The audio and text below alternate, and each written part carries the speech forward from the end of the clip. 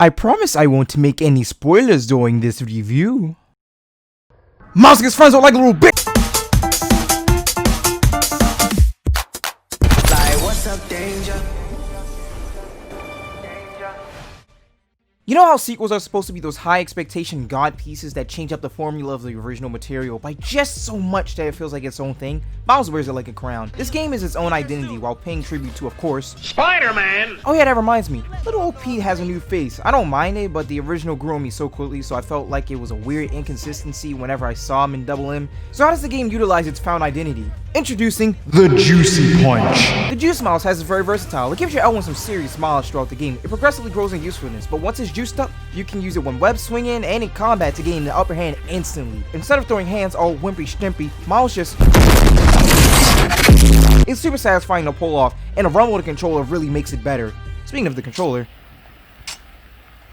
why is my controller squirting at me? Was this even a feature in the first game? Miles has the camouflage too, I guess. You can tell how much I care about it from how I'm talking. What do I like about the game? The trick system, man. No longer are you doing dumb, clunky motions. You become a full-on acrobatic trickster that flows into web swinging action. The music caters more to a beat rather than a melody like how it did in the first game. To put it simply, it's grabbing the Nutcracker music and then trap remix. I like how there's a little personality and how Miles does things in the actual gameplay. It's like he's trying to be flashy, but he's clumsy at it since he just became the new sheriff in town. The game is short and sweet. It feels significantly less longer story-wise compared to its predecessor, but that's understandable, and the game is 50 shebangs because of that, most likely. Hey, remember the Kingdom Hearts guy that didn't beat Breath of the Wild? Look at these cool pictures he took. I don't understand how the hell he did this, but it looks so cool. Like, the game is just so pretty. And the photo mode, it just adds so much. I'm stumbling over my words because of how cool these are. I really like your stuff, man. Keep going, Kingdom Hearts guy. I love you. But all of those pretty graphics pains me to say this. Things I did not like about the game.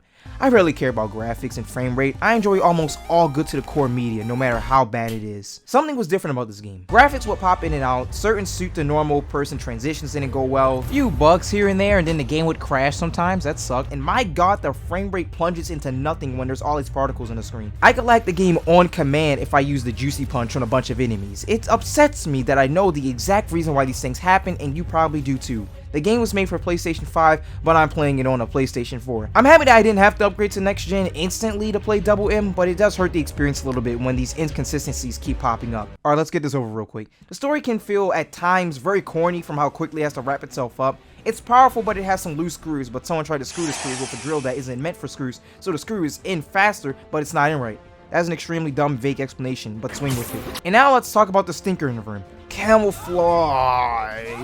Honestly, the inclusion of the camo mode is fine. I just have a jungle gym of nitpicks for it. One being that it depletes way too fast after you do anything besides moving. I thought it was awesome that you could approach enemies more often while in stealth mode, but doing a camo stealth attack means you lose like 80% of your camo meter, along with the meter that took to get there, making it almost pointless at times. I love how you can use it to escape combat in your stealth mode, but sometimes it gets a little annoying waiting for the enemies to completely lock off you.